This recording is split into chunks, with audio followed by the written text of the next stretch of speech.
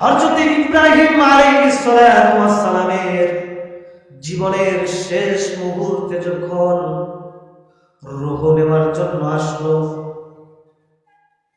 তখন হযরত ইব্রাহিম আলাইহিস সালাতু ওয়াস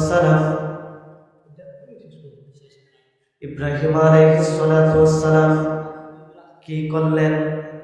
মালাকুল মউত আজরাইলকে বললেন, মালাকুল মউত তুমি বলো, এ মালাকুল মউত তুমি বলো, কোন বন্ধু কি আপন বন্ধুর রূহ কবজ করতে পারে?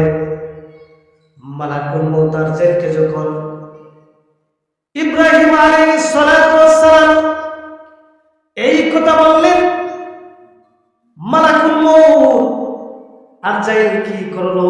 আল্লাহর কাছে চলে গেল, আল্লাহর কাছে চলে গেল, গিয়ে আরজি করলো। তখন আল্লাহ তাআলা বললেন, মালাকুল মউত তুমি গিয়ে আমার বন্ধু ইব্রাহিম খলিল প্রাণ উৎসর্গকারী বন্ধুকে গিয়ে বলো যে কোন বন্ধু কি আপন ঘনিষ্ঠ বন্ধুর ডাকে সাড়া দিতে আপত্তি করতে পারে?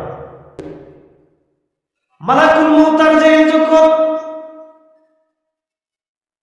আল্লাহ নবী ইব্রাহিমের কাছে আবার এসে যখন বললেন, ইব্রাহিম আলাইহিস সালাতু ওয়াস সালাম তিনি কি করলেন? বললেন, মালাকুল মউত আজরাইল তুমি আর দেরি করো না, এই মুহূর্তে তুমি আমার রূহ কবজ করো এবং তুমি আল্লাহর সান্নিধ্যে আমাকে পৌঁছে দাও। সুবহানাল্লাহ।